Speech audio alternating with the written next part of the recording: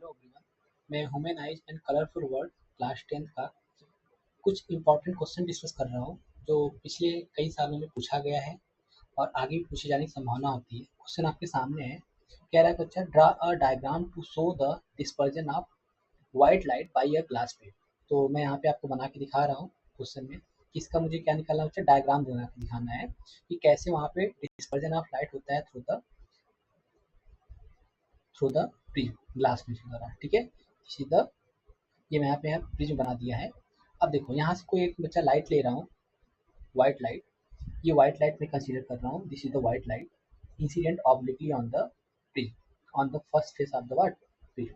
तो बच्चा आपको पता है, हमने बता रखा है कि at the very first face where the light incident, जहाँ पे लाइट इंसिडेंट होता है वहाँ पर ही क्या होता है, स्प्लिटिंग ऑफ लाइट हो जाता है, splitting of colour of white light हो जाता है। यानी यहीं पे बच्चा स्प्लिटिंग ऑफ व्हाइट लाइट होगा। और हमने बताया था जो रेड कलर लाइट होगा वो क्या होता है, वो बच्चा कम बेंड हो जाता है, वो क्या होता है, कम डेविएट होता है। और जो ब्लू कलर लाइट होती थी, जो ब्लू कलर लाइट होता था बच्चा, यानी कि जो वायलेट लाइट होता है वो ज़्यादा बेंड हो जाता है। ठीक है, यानी कि उसका रिफ्लेक्शन ज़्यादा होता है और रेड कलर का रिफ्लेक्शन कम होता है। ठीक है, जब इसको फाइनली इमर्ज करते थे बच्चा यहाँ से, when this line emerge out, तो क्या होता कुछ इस तरीके से, फिर से रिफ्लेक्शन से बच्चा और बेंड हो जाती थी लाइटें। फिर यहाँ से जब रेड कलर निकलता था कुछ इस तरह से, तो अब यहाँ पर एक पैटर्न बन जाता है। यहाँ पे सबसे लोअर मोस्ट हो जाता है बच्चा वॉलेट कलर, और जो अपर मोस्ट हो जाता है वो क्या हो जाता है, रेड। ये बच्चा ब्लू बना रहा हूँ, ब्लू में वॉलेट की तरह ट्रीट कर रहा हूँ। ठीक है, यहाँ पर ब्लू मत समझ लेना कि स्काई ब्लू की तरह मैं यहाँ पे वॉलेट क्यों लिख रहा हूँ। ठीक है, अब देखो ये हमारा क्या बच्चा, डिस्पर्जन ऑफ व्हाइट लाइट है। ऐसे और भी कलर की बात करेंगे तो कैसे बनाएंगे हम, अगर और भी कलर की देखो पॉसिबल हो रहा है तो मैं बना रहा हूँ। जैसे मैं यहाँ पे पैटर्न लिख दे रहा हूँ पहले, विब ग्योर। यहाँ बच्चा क्या पैटर्न बनता है, विब ग्योर। 7 कलर हो गए। ठीक, इस पर इंडिगो की बात करेंगे तो कैसे बनेगा बच्चा, देखो इंडिगो में, इंडिगो की बात करेंगे, अगर येलो की बात करेंगे, देखो येलो की तरह कैसे बन रहा है, येलो का ये यहाँ से ऐसे आएगा, ये येलो हो गया। ठीक है, ऐसे ढेर सारी कलर्स रहेंगे, बना लीजिएगा आप लोग अपने अपने तरीके से। ठीक है, अगर ग्रीन की बात करूँगा बच्चा, इसके बाद क्या, येलो के बाद क्या आता है, थोड़ा सा ये बेंड कम होगा, यहाँ पे ग्रीन बन जाएगा। ठीक है, ओके। अब ऐसे और भी कलर्स आएंगे, है ना। और कलर्स के लिए बात करेंगे तो हमारे पास और कलर्स, ज़्यादा कलर्स नहीं है, जो है यही सब है कलर कॉम्बिनेशन। तो ऐसे बना के आप देखोगे, आप बनाओगे तो बच्चा यहाँ पे ऐसे पैटर्न बनेगा विब्ग्योर का। ठीक है, तो आंसर आप कैसे लिखोगे यहाँ पर, ऐसे बच्चा diagram depicting the dispersion of white light by a glass which is down below. तो आपको ऐसे कलरफुल दिखा के वहाँ पर दिखा देना, और ये आप जरूर लिख लेना, कि बच्चा जरूर लिख देना विब्ग्योर। ठीक है, अब विब्ग्योर को, इसी को बच्चा, इसी पैटर्न को हम क्या नाम देते हैं, स्पेक्ट्रम। इसी पैटर्न को हम क्या नाम देते हैं बच्चा, स्पेक्ट्रम। जो यहाँ पे कलरफुल पैटर्न बनता है प्रिंट से बच्चा, यहाँ पे स्क्रीन पर, अगर यहाँ पे एक स्क्रीन रख दूँ, देखिए यहाँ पे बच्चा क्या रख दूँ, स्क्रीन रख दूँ, तो मुझे यहाँ पे कलरफुल जो पैटर्न मिलता है कुछ विब्ग्योर के फॉर्म में मिलता है, जहाँ पे रेड बच्चा सबसे ऊपर रहेगा, वॉलेट कहाँ रहेगा, सबसे नीचे रहेगा, जिसको हम किस नाम से जानते हैं, स्पेक्ट्रम के नाम से जानते हैं। ठीक है, आपको इतना ही आंसर देना है, उससे ज़्यादा कुछ नहीं लिखना है इसमें। ठीक है, ये 1 मार्क्स 2 मार्क्स में आंसर रहेगा। देखो फिर नेक्स्ट क्वेश्चन कह रहा है, name the phenomenon responsible for the observed twinkling of star, will this twinkling B observe by N observer on the moon.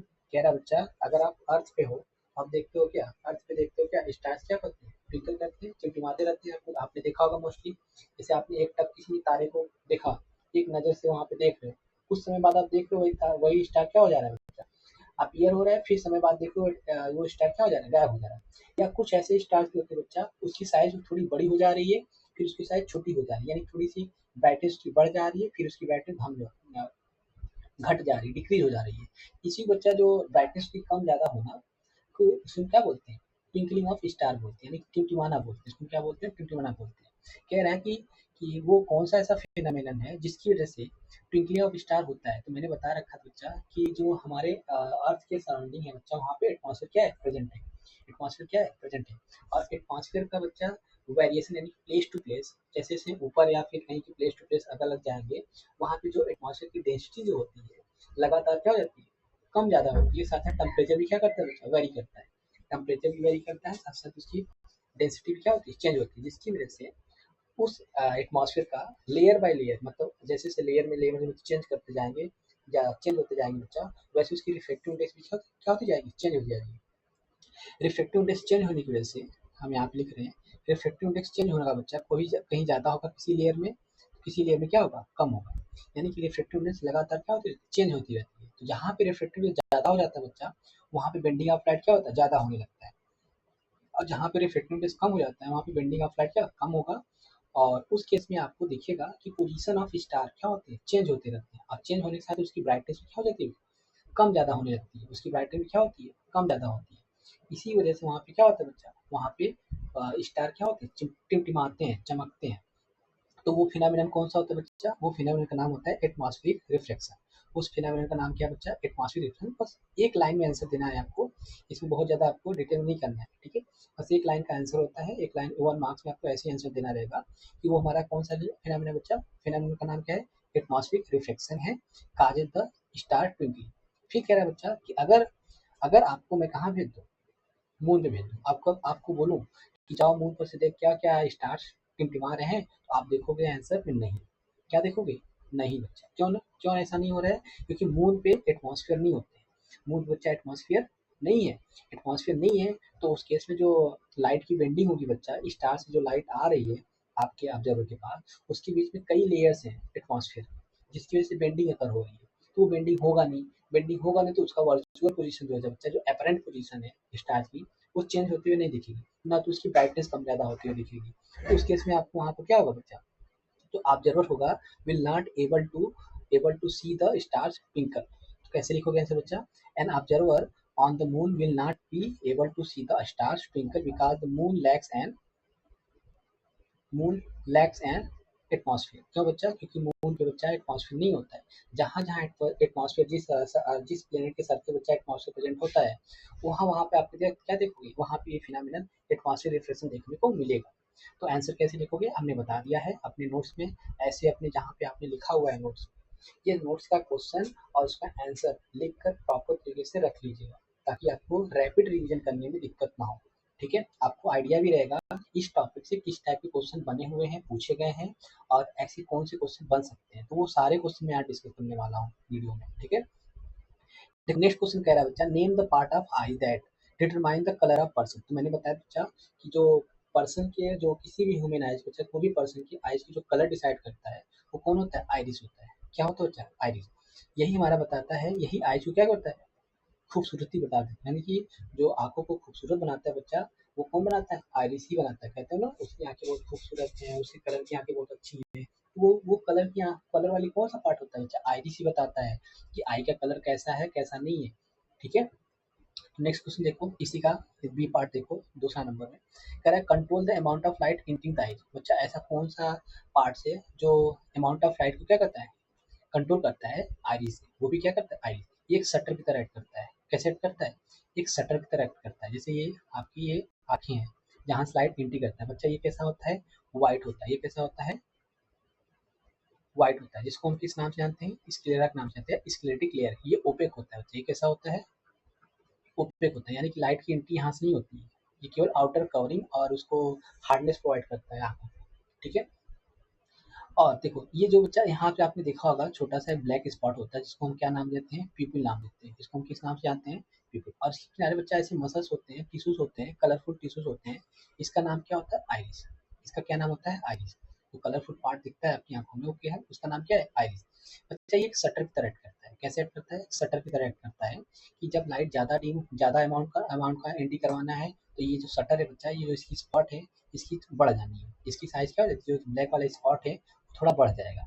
क्या हो जाएगा बच्चा, बढ़ जाएगा। क्यों, क्योंकि मसल्स ये जो दिख रहे हैं, जो कलरफुल पार्ट होते हैं, वो थोड़ा सा सिकुड़ जाते हैं, श्रिंक हो जाते हैं, मतलब अब बाहर की तरफ श्रिंक हो जाते हैं, जिसकी वजह से ये साइज क्या होती है, बढ़ जाती है। अब यहाँ से मैक्सिमम अमाउंट ऑफ लाइट यहाँ पे एंट्री कर सकती है। अगर बच्चा इन केस अगर लाइट यहाँ पे क्या बहुत ज़्यादा आपकी आंखों पर पड़े, इन केस बच्चा आपकी आंखों बहुत ज़्यादा लाइट पड़ जाती है, तो आपकी अब पलके देखो, आपकी आंखें थोड़ी छोटी हो जाती हैं। छोटी होने का मतलब बच्चा, ये जो आइरिस की साइज है, जो आइरिस की साइज बच्चा वो बड़ी हो जाती है, जिसकी वजह से जो ये पीपल की साइज है छोटी हो जाती है, ठीक है। पीपल साइज कम हो जाएगा, आइरिस की साइज क्या हो, बढ़ जाएगी। शटर क्या हो जाएगा, बहुत ज़्यादा बंद हो जाएगा। शटर क्या करेगा, इसका जो ब्लैक वाला स्पॉट है इसको थोड़ा सा क्या करेगा, बंद करके तो इसकी साइज छोटी कर देगा। तो यहाँ पे जो क्या कौन सा ऐसा पार्ट्स बच्चा जो अमाउंट ऑफ लाइट को कंट्रोल करता है, आइज। कौन कंट्रोल करता है, eyes. What is the role of ciliary muscle? Ciliary muscle का काम क्या बच्चा, कि जो आइज के अंदर बच्चा क्रिस्टलाइन लेंस लगा हुआ है उसकी फोकल लेंथ को कम ज्यादा करवाना। उसकी फोकल लेंथ को बच्चा क्या कम, यानी कि accommodation of power of lens को एडजस्ट करवाना किसका काम है, सिली मसल का काम है। यानी कि पावर ऑफ एकोमोडेशन को बच्चा उसको एडजस्ट कराने का काम कौन करता है, सिली मसल। क्यों, क्योंकि लेंस जो हमारे आंखों में लगा हुआ है कुछ कन्वेक्स टाइप का, कैसा है, फ्लेक्सिबल रहता है। ये कैसा होता है बच्चा, फ्लेक्सिबल होता है। यानी किसी फोकल लेंथ हम अकॉर्डिंग टू ऑब्जेक्ट डिस्टेंस, यानी कि ऑब्जेक्ट की डिस्टेंस को अकॉर्डिंग ये सिली मसल क्या करता है, फोकल लेंथ की जो आई लेंस की साइज को कम ज्यादा करके फोकल लेंथ एडजस्ट करके हमें वस्तु को दिखाने में मदद करता है। अगर बहुत दूर है तो उसकी फोकल लेंथ बढ़ा देता है, अगर बहुत पास आ जा रहा है उसकी फोकल लेंथ क्या करता है, कम करके उसको कहाँ फोकस कराता है, रेटिना पे। यानी कि दोनों हर केस में चाहे ऑब्जेक्ट की पोजीशन कुछ भी रहे, वो अगर हेल्दी आई है तो बच्चा उस केस में कहीं भी रखो ऑब्जेक्ट की पोजीशन, वो एडजस्ट करके कहाँ पे लाएगा, पकड़ के उसकी इमेज को कहाँ पे लाएगा, रेटिना पे ही ला के रखेगा।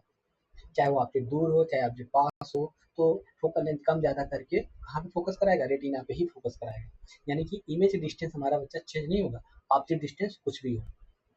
तो यही देखो आंसर कैसे लिखोगे इसका, ciliary muscles primary function to maintain the position of eye lens. Position of eye lens जो बच्चा उसकी पोजीशन को मेंटेन करता है। साथ साथ बच्चा ciliary muscles contract and relax to change the focal length of the eye lens which in turns alter the shape of lens to concentrate on the object that are close to or far away। बच्चा जो पास होगा तो भी और दूर होगा तो भी उसको, यानी कि पावर ऑफ एकोमोडेशन को एडजस्ट कराने का काम बच्चा जो होता है उसको हम क्या बोलते हैं, वो सिली मसल का है। यानी सिली मसल काम क्या है बच्चा, लेंस को होल्ड करके रखने का काम करेगा, नहीं तो उसकी पोजीशन को एक जगह स्थिर बना के रखने का काम करेगा।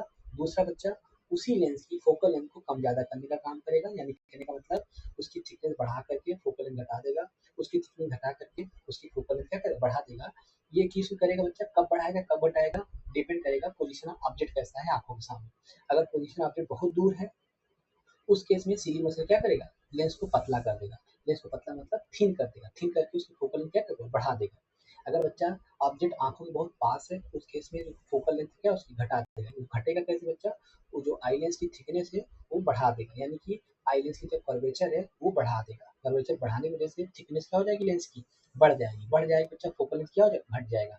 यानी कि इस तरीके से ये काम कर करके क्या करता है, किसी भी ऑब्जेक्ट को चाहे वो दूर वाला हो चाहे पास वाला हो, कहाँ पे फोकस कराता है, रेटिना फोकस कराने की कोशिश कराता रहता है हमेशा। ठीक है, नेक्स्ट क्वेश्चन देखो, why is the convex lens called converging lens. हम बच्चा लेंस कन्वेक्स लेंस को कन्वर्जिंग लेंस क्यों बोलते हैं, क्योंकि बच्चा ये लाइट को क्या करता है, किसी एक पॉइंट पर जाके क्या करता है, किसी भी एक पॉइंट पर ले जाके क्या कर देता है बच्चा, ये कन्वर्ज करा देता है। किसी भी एक पॉइंट पर क्या कर देता है, कन्वर्ज करा देता है। कैसे, जैसे अगर मैं इसको और अच्छे से अगर एक्सप्लेन करूँ बच्चा, है ना, अगर और अच्छे से अगर एक्सप्लेन करूँ तो आपको कैसे एक्सप्लेन करने के लिए बताऊंगा, आपको बना के दिखा रहा हूँ कि कन्वेक्स लेंस ऐसा क्या है। मैं यहाँ पे एक लेंस बना रहा हूँ, कन्वेक्स लेंस।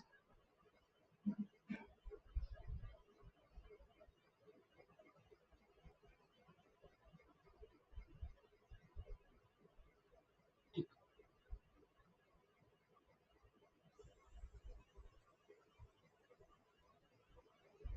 ये मैं कन्वेक्स लेंस बना के आपको दिखा रहा हूँ, आपको समझ में आएगा आई होप।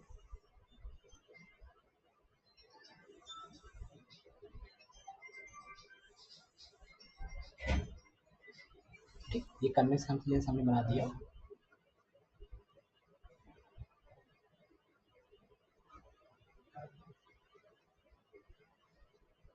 ठीक, ये रहा इसका, मैं प्रिंसिपल एक्सिस बना रहा हूँ इसका। ये ऐसा बच्चा कि जो कन्वेक्स लेंस होता है वो प्रिज्म और रेक्टेंगुलर ग्लास से मिल के बना होता है। ऐसा माना जाता है कि जो लेंसेज होते हैं वो किसका कॉम्बिनेशन होता है बच्चा, जो लेंसेज होते हैं वो किसके कॉम्बिनेशन होते हैं, लेंस बच्चा प्रिज्म प्रिज्म और किसके कॉम्बिनेशन होते हैं, यहाँ पे बना रहा हूँ अच्छे से। प्रिज्म यहाँ पे रेक्टेंगुलर ग्लास,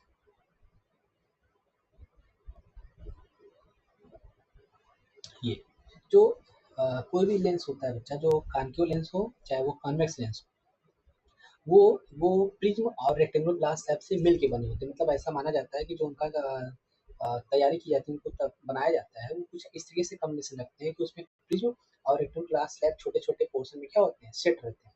तो जब लाइट बच्चा इंसिडेंट होता है parallel to the principal axis, जब लाइट बच्चा कहाँ होता है, parallel to the principal axis incident होता है। इस केस में जैसे देखो यहाँ पर अगर लाइट इंसिडेंट हो रही है इस पे, तो हमने बताया था बच्चा कि किसी भी प्रिज्म पर लाइट इंसिडेंट होता है ऑब्लिकली या किसी भी तरीके से, तो लाइट किधर बेंड कर देता है, टुवर्ड द बेस की तरफ। यानी कि जब भी लाइट पिंच से पास होगा बच्चा, वो बेस की तरफ क्या होता है, लाइट बेंड हो जाता है। अगर इसकी बात करें हम, इन दोनों प्रिज्म की बात करें तो बेस क्या है बच्चा, ये बेस है। आपको अगर यहाँ दोनों प्रिज्म की बात करें हम, ये दोनों क्या होते हैं, प्रिज्म होते हैं, क्या होते हैं, एक बेस है और इन दोनों का बच्चा क्या है, फेसेस कहलाएंगे। तो जो हमने यहाँ पे शेप बनाया है कन्वेक्स का, वो बच्चा कैसे ट्रीट किए जाते हैं, ये ट्रीट ऐसे किया जाता है कि मानो कि बच्चा it is the combination of prism and rectangular glass slab, छोटे छोटे प्रिज्म और छोटे छोटे बच्चा रेक्टेंगुलर ग्लास स्लैब से मिलकर बने होते हैं, ऐसा ऐसा इसको ट्रीट किया जाता है। ठीक है, अब इस केस में आपको क्या मिलता है कि जब बच्चा लाइट पास होती है यहाँ से, तो आफ्टर रिफ्लेक्शन, जब बच्चा लाइट पास होती है जब प्रिज्म से, तो आफ्टर रिफ्लेक्शन ये लाइट किधर बेंड हो जाएगी, टुवर्ड द बेस। किधर बेंड हो जाती है बच्चा, टुवर्ड द बेस। ऐसे जब यहाँ से पास होती है तो इसका बेस बच्चा ये है, तो बेस की तरफ बेंड हो जाती है ऐसे। अब जब बच्चा नॉर्मली इंसिडेंट होता है किसी रेक्टेंगुलर ग्लास स्लैब पर, जब लाइट नॉर्मली इंसिडेंट होता है बच्चा विदाउट डेविएशन, क्या होता है विदाउट डेविएशन, ये क्या होता है, पास आउट हो जाता है। जिसकी वजह से बच्चा आपने देखा क्या कि कन्वेक्स लेंस में क्या देखा बच्चा, कन्वेक्स लेंस में जो हमने यहाँ पे बनाया हुआ है, कन्वेक्स लेंस में कि लाइट जब इंसिडेंट हुआ क्या हो रही, कन्वर्ज हो गई एक पॉइंट, जो प्रिंसिपल एक्सिस बच्चा एक पॉइंट क्या हो गई, कन्वर्ज हो गई। और जहाँ पे कन्वर्ज हो रही होती है उसको हम क्या बोलते हैं, principal focus of the lens, उसको हम क्या बोलते हैं, principal focus of the lens. यही रीजन से that's why it is known as what, converging lens. इसको हम क्या बोलते हैं बच्चा, कन्वर्जिंग लेंस बोलते हैं, इसको हम क्या बोलते हैं, कन्वर्जिंग लेंस। लगे हाथ बच्चा उसका भी समझ लेते हैं। अगर मैं कॉन्केव लेंस यहाँ बनाऊँ तो, अगर बच्चा अगर मैं यहाँ पर,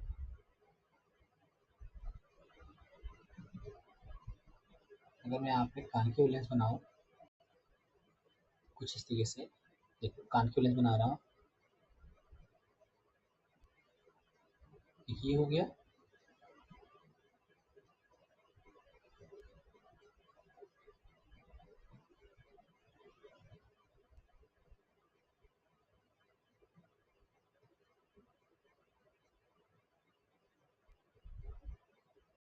ठीक, अब यहाँ पे इसको मिला दे रहा हूँ, इसको इस तरीके से, ये इसको यहाँ मिला दिया, कॉन्केव मिल गया। अगर यहाँ पे इसका कॉम्बिनेशन बनाऊँ लेंस प्रिज्म का और रेक्टेंगुलर ग्लास का, कैसे बनेगा इसको देखते हैं ना। अगर मैं बच्चा प्रिज्म और इसका मैं बनाऊँ, देखो यहाँ पे बनाऊंगा तो कैसे बनेगा, कुछ ऐसे बनेगा इस तरीके से, और यहाँ बनाऊंगा तो कुछ ऐसे बनेगा। अगर ग्लास स्लैब की बात करूँ बच्चा, कुछ ऐसे बनेंगे। यानी जब इसको मैं ऐसे मिलाऊंगा उससे छोटे छोटे, ऐसे तो मैं आपको तीन ही दिखा रहा हूँ, ऐसे छोटे छोटे ग्लास स्लैब छोटे छोटे अलग अलग शेप में ऐसे बने रहेंगे इसमें। जब बच्चा इसमें पूरा मैच कराऊंगा तो एक मुझे क्या शेप मिलेगा, एक कनकेव शेप मिलेगा। क्या शेप मिलेगा, कनकेव। अब देखो जब यहाँ पे लाइट इंसिडेंट होगी तो कैसे लाइट इंसिडेंट होगी, कैसे डाइवर्ज होगा कि इनवर्ज कन्वर्ज होगा। देखो ये प्रिंसिपल एक्सिस बना दिया मैंने, क्या बना दिया, प्रिंसिपल एक्सिस बना दिया इसका।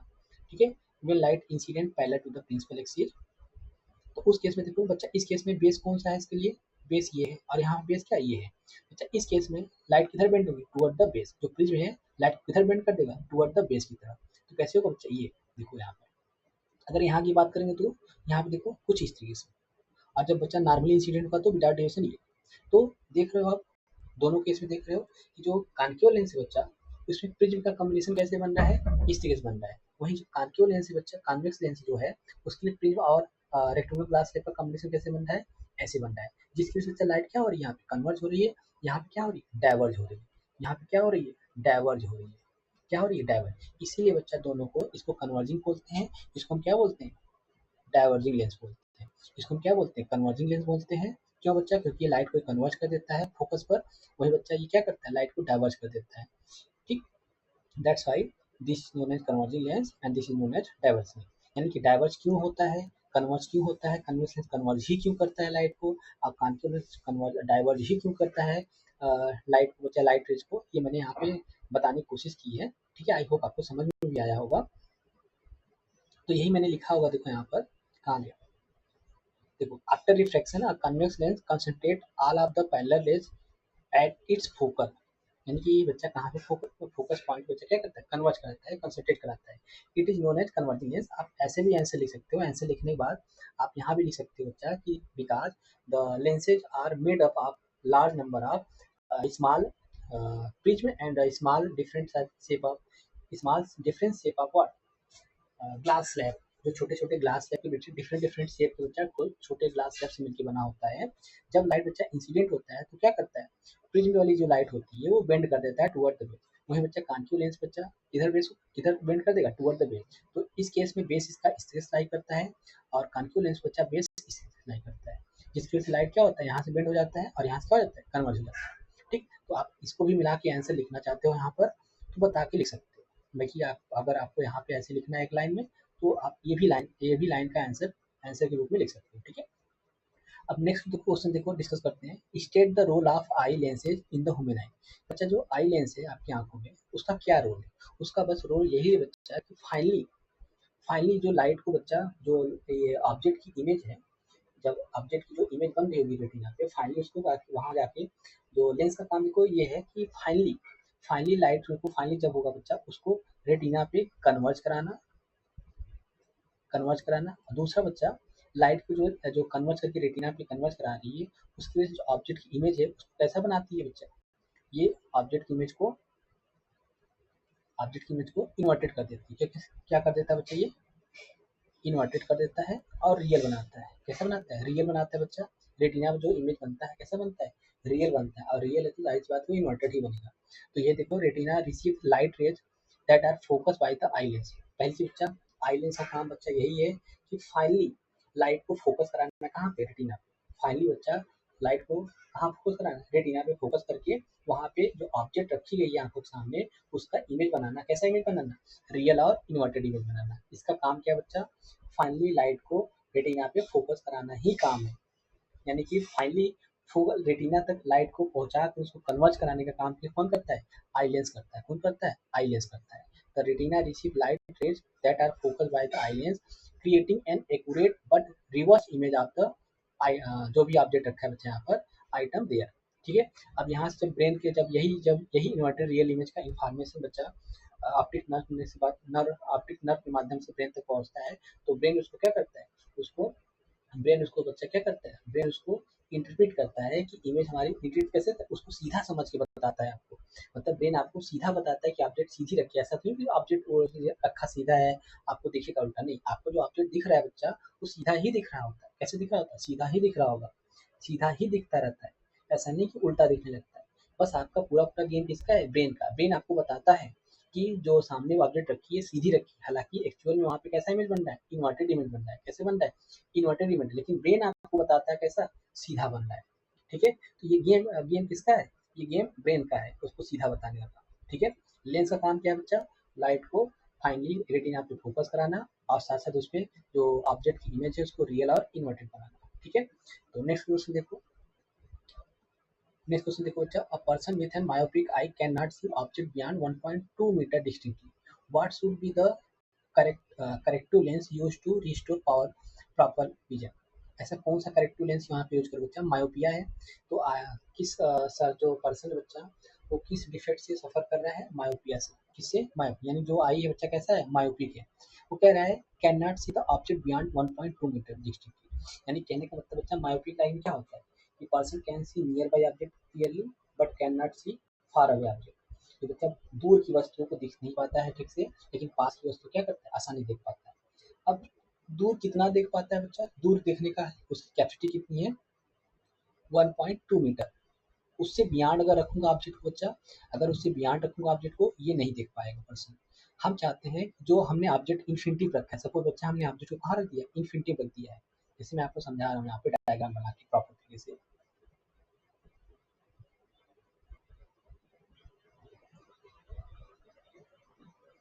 ठीक, ये आई है बच्चा, ठीक है, आई है। अब आई के सामने बच्चा कहीं पे ऑब्जेक्ट इन्फिनिटिव रखी गई है ऐसे, मान लो बच्चा कहीं यहाँ पे इन्फिनाइट पे ऑब्जेक्ट रख दिया गया है। ठीक, ये इन्फिनाइट मैंने ऑब्जेक्ट रख दिया है, यू बराबर हमने ले लिया इन्फिनाइट। अब इसकी जो कैपेसिटी है देखने की, इसको ऑब्जेक्ट की जो इसकी कैपेसिटी देखने की बच्चा कितनी है, इसकी कैपेसिटी है देखने की इसकी कैपेसिटी है देखने की 1.2 मीटर, यानी कि 1.2 मीटर तक ही देख पाएगा।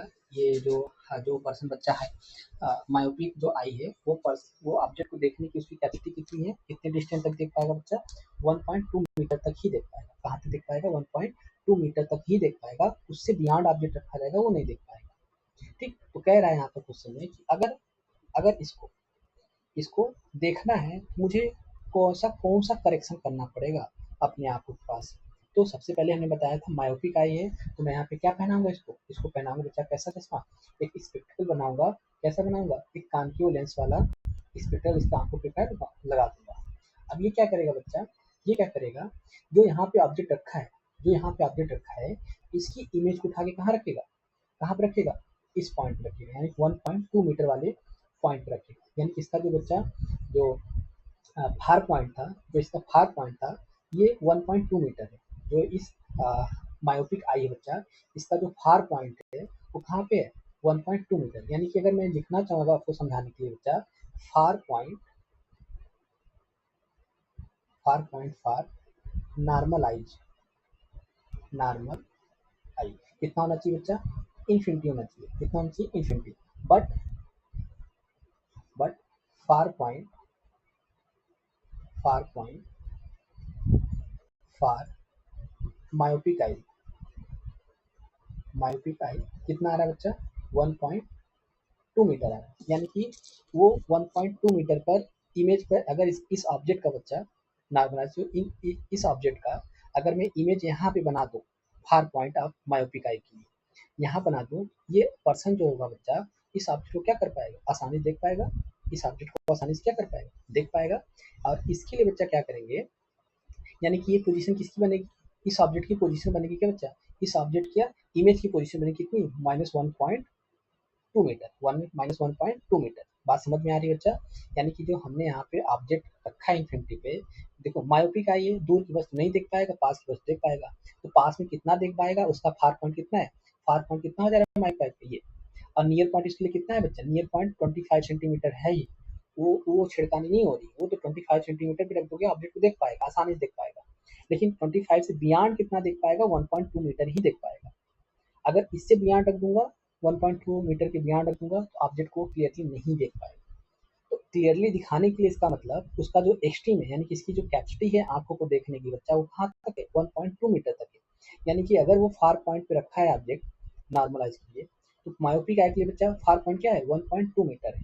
अगर मैं इसका इमेज किसी तरीके से यहाँ बनाता हूँ, तो ये आसानी से देख पाएगा, ये पर्सन जो है ये आसानी से देख पाएगा, क्योंकि उसका 1.2 मीटर तक वो देख पाता है। तो इस केस में अगर मैं निकालूँ फोकल लेंथ कितना आएगा, मतलब कितनी फोकल लेंथ का मुझे यहाँ पर आई लेंस लगाना पड़ेगा बच्चा, कितने फोकल लेंथ का यहाँ पर स्पेक्टिकल पहनाना पड़ेगा, यानी कितने फोकल लेंथ का यहाँ पे कॉन्टैक्ट लेंस लगाना पड़ेगा, ताकि जो ये पॉइंट इन्फिनिटी बच्चा इसकी इमेज कहाँ बने, इसके फार पॉइंट पे बनने लगे। यानी कि इस ऑब्जेक्ट जो इन्फिनिटी रखी गई है उसका इमेज कहाँ बनने लगे, इस फार पॉइंट बनने पड़े, यानी कि मायोपिक आई के फार पॉइंट क्या बनने लगे। तो ये आसानी से क्या कर देख पाए, देखो ऑब्जेक्ट की डिस्टेंस हम नहीं चेंज कर पाएंगे। जैसे कोई ऑब्जेक्ट जब दूर पे रखी गई है, उसका ऑब्जेक्ट का तो डिस्टेंस नहीं चेंज कर सकते ना, हम चेंज कर सकते हैं बच्चा उसकी इमेज को इस तरीके से मैं एडजस्ट करूँ, इस तरीके से एडजस्टमेंट करूँ, आई लेंस लगा के यहाँ पे स्पेक्टिकल लगा के चश्मा पहना के, कि इसकी इमेज यहाँ पे पहुंचा सकते हैं, लेकिन ऑब्जेक्ट को यहाँ ला के यहाँ नहीं रख सकते, है ना। ऑब्जेक्ट को यहाँ पे ला के रखना होता है तो क्या जरूरत थी चश्मा पहनने की, है ना, पास में जाके देख लेते। लेकिन ऑब्जेक्ट को बच्चा हमें वहीं पे रख के मुझे देखना है, अगर वहीं पे रख के देखना है तो इसका मतलब इसकी इमेज को यहाँ पे शिफ्ट करो किसी न किसी तरीके से। जैसे शिफ्ट कर लोगे बच्चा, इसका करेक्शन हो जाएगा, इसी आसानी से इसकी इमेज कहाँ बनेगी, रेटिना बननी स्टार्ट हो जाएगी, है ना। जो पहले बन रही थी इमेज यहाँ बन रही थी, अब वो कहाँ बनने लगेगी, वो बच्चा रेटिना बनने लगेगी। रेटिना जैसे बनेगी आप आसानी देखना स्टार्ट कर दोगे सामने वाले को। तो इसके लिए फोकल लेंथ निकालना होगा, तो बच्चा कैसे निकालते हैं, 1/v-1/u, 1/f इक्वल टू बच्चा v कैसे लेंगे, निगेटिव लेंगे, क्योंकि दोनों साइड के लिए क्या है निगेटिव लेते हैं। तो 1 क्या हो जाएगा बच्चा, 1.2 मीटर है, तो मीटर इसको 120 क्या, इसको मैं सिंपली में लिख सकता हूँ क्या, इसको 1.2 मीटर है, तो इसको मैं सिंपली, अच्छा 1.2 ही रहने दो अभी, माइनस माइनस ऑफ इन्फिनिटी। बच्चा ये भी पोजीशन कैसे लेंगे, नहीं माइनस में ही लेंगे, दोनों भी position of image position of object दोनों हम कैसे लेंगे, इन्फिनिटी। ध्यान रखना बच्चा, मायोपिया के लिए ऑब्जेक्ट की पोजीशन हमेशा कैसे लोगे, इन्फिनिटी ही लोगे। कैसे लोगे, इन्फिनिटी ही लोगे। ऑब्जेक्ट की पोजीशन बच्चा कहाँ लोगे, इन्फिनिटी ही लोगे। और इमेज की पोजीशन जैसा दिया रहेगा क्वेश्चन में वो लोगे, जैसे यहाँ पे 1.2 मीटर दिया हुआ ठीक है। अच्छा ये वैल्यू क्या हो जाएगी, तो जीरो, तो सिंपली यहाँ से एफ निकालूंगा, कितना आ जाएगा, -1.2 मीटर आ जाएगा। ये तो इस लेंस की फोकल लेंथ, यानी कि इसकी फोकल लेंथ कितनी होनी चाहिए बच्चा, ताकि यहाँ पे आके फोकस हो जाए इसकी इमेज, कितनी होनी चाहिए, 1.2 मीटर। अब अगर पावर ऑफ लेंस निकालना हो, कैसे निकालेंगे, मीटर में बच्चा, मीटर में इसको सेंटीमीटर में चेंज करो, कितना आ जाएगा, 120 सेंटीमीटर हो जाएगा। 100 से मल्टीप्लाई कर देंगे इसमें, है ना। तो यहाँ पे लिखूंगा कैसे, 100/1, तो जीरो जीरो कट जाएगा, 10/12, तो ये हो जाएगा 5 दूनी 10, 6, यानी कि इसकी जो पावर आएगी बच्चा माइनस कितना आएगा, -5/6 डायोप्टर आ जाएगा, है ना। डेसिमल में चेंज कर लीजिएगा। अब देखो इतने डायोप्टर क्या लगाना पड़ेगा यहाँ पे, अब कॉन्केव लेंस लगाना पड़ेगा, तभी इसकी इमेज को हम कहाँ बना सकते हैं, इस मायोपिक आई के फार पॉइंट बना सकते हैं, ठीक। तो आप क्या कहोगे, आंसर कैसे लिखोगे यहाँ पर, कि बच्चा seen the person is myopic and can not see object clearly beyond 1.2 metre, he should use a concave lens having a focal length 2.2 metre to restore the normal. अब ये फोकल लेंथ हमें कैसे निकालना है बच्चा, यहाँ पर कैसे, मैंने यहाँ पे फोकल लेंथ निकाला हुआ है 1.2 मीटर, मैंने यहाँ पे देखो मैथमेटिकली यहाँ पे कैलकुलेशन किया हुआ है, देखो हमारा फोकल लेंथ कितना आ रहा है, 1.2 मीटर ही आ रहा है, और आंसर भी क्या लिखा है, आंसर भी मैंने लिखा हुआ है 1.2 मीटर का, जो हम कॉन्केव लेंस यूज करेंगे बच्चा, उसकी फोकल लेंथ कितनी होनी चाहिए, 1.2 मीटर होगा। अब मैं कैसे कैलकुलेट कर लिया मैंने 1.2 मीटर, मैंने यहाँ पे देखो मैथमेटिकली जो है यहाँ पे कैलकुलेट करके बताया हुआ है, ठीक है। आई होप आपको समझ में आया होगा इस क्वेश्चन का आंसर। देखो नेक्स्ट क्वेश्चन देखो क्या कह रहा है, नेक्स्ट क्वेश्चन कह रहा है बच्चा यहाँ पर कि what is the far point and near point for the human eyes with normal vision. तो अभी मैंने डिस्कस किया था लास्ट वीडियो में, कि क्या डिस्कस किया था बच्चा, जो नियर पॉइंट होता है 25 सेंटीमीटर होता है, फार पॉइंट होता है बच्चा क्या होता है, इन्फिनिटी होता है किसी भी ह्यूमन के लिए, किसी भी हेल्दी और नॉर्मल आइज के लिए बच्चा जो फार पॉइंट होता है 25 सेंटीमीटर होता है, और जो सॉरी फार पॉइंट होता है बच्चा कितना, इन्फिनिटी होता है, और जो नियर पॉइंट होता है क्या होता है, 25 सेंटीमीटर होता है, ठीक है। नेक्स्ट क्वेश्चन देखो क्या कह रहा है, नेक्स्ट क्वेश्चन देखो क्या कह रहा है, नेक्स्ट क्वेश्चन कह रहा है बच्चा यहाँ पर, a student had difficulty reading the black board while sitting in the last row, what could be the defect the child is suffering from and how it can be corrected. कह रहा है बच्चा कि एक स्टूडेंट है, उसको difficulty हो रही रीडिंग करने में black board while sitting in the last row, इस बच्चा एकदम लास्ट रो में बैठा हुआ है, उसको ब्लैक बोर्ड पढ़ने में क्या हो रहा है, दिक्कत हो रहा है, बोर्ड को पढ़ने में क्या हो रहा है, दिक्कत हो रहा है, यानी दूर की चीज देखने में उसको क्या हो रही है, समस्या हो रही है, दूर की चीज देखने में क्या हो रही है बच्चा, समस्या हो रही है। अगर वही ब्लैक बोर्ड बच्चा यही बच्चे को अगर आगे बैठा दिया जाए, तो आसानी से क्या कर पाता है, बोर्ड को देख पाता है। तो दूर की वस्तु नहीं देख पा रहा है, यानी फार ऑब्जेक्ट को क्या कर पा रहा है, फार वाले को नहीं देख पा रहा है, नियर वाले को क्या कर पा रहा है, ये देख पा रहा है। यानी बच्चा student has difficulty to reading the black board while sitting in the last row में बैठा है ना, दूर से उसको देखने में समस्या हो रही है, ठीक है। इसका मतलब बच्चा दूर का नहीं दिख रहा है, पास का दिख रहा है, इसका मतलब समझ जाओ कौन सा ये डिफेक्ट होना चाहिए इसमें। इसमें डिफेक्ट कैसा होगा बच्चा, मायोपिया होगा, डिफेक्ट कैसा होगा, मायोपिया। इसका दूसरा नाम क्या होता है, near sightedness, near sightedness defect बोलेंगे, या इसी नाम बोलेंगे बच्चा क्या, मायोपिक आई। यानी कि बच्चा वो पर्सन वो स्टूडेंट कैसा किस डिफेक्ट से सफर कर रहा है, मायोपिया से सफर कर रहा है। तो इसके करेक्शन के लिए हम क्या यूज करेंगे बच्चा, इसके करेक्शन के लिए हम कौन सा यूज करते हैं, कानक्यो लेंस यूज करते हैं। कौन सा लेंस यूज करते हैं, concave lens with appropriate power of lens, ठीक है। तो इसका आंसर आपको कैसे लिखना रहेगा, अगर लिखना चाहते हो नोट्स में अपने, तो मैं आपको बता दे रहा हूँ कैसे लिखना है, यहाँ पे लिखा हुआ है, लिख सकते हो। Student who is seated in the last row and find it difficult to read the chalk board या black board, जो भी बोलना चाहो बच्चा, has short sight or myopia. To rectify his vision defect, a contour lens with appropriate power should be employed. यानी कि उसको जो उसको स्पेक्टेकल लगाना पड़ेगा, जो चश्मा पहनाना पड़ेगा, वो कांक्यो लेंस का कितना, एक एप्रोप्रिएट फोकल लेंथ का, उसको कांक्यो लेंस का चश्मा पहना दो, वो करेक्शन हो जाएगा, मतलब वो दूर की वस्तु को भी क्या कर पाएगा, आसानी से देखना स्टार्ट कर देगा, ठीक है। नेक्स्ट क्वेश्चन देखो, नेक्स्ट क्वेश्चन देखो, 3 मार्क्स वाले क्वेश्चन बच्चा जितने भी हैं, मैं नेक्स्ट वीडियो में डिस्कस करूंगा, मतलब ये इस टाइप क्वेश्चन जितने पूछे जाएंगे वो सब नेक्स्ट मतलब 3 मार्क्स में पूछे जाएंगे, 2 मार्क्स पूछे जाएंगे, 4 मार्क्स भी पूछ सकता है, 5 मार्क्स भी पूछ सकता है, depending on the parts of one question, यानी एक क्वेश्चन में कितने पार्ट्स पूछे गए, ठीक है। तो इस टाइप क्वेश्चन मैं नेक्स्ट वीडियो में डिस्कस करता हूँ। Thank you.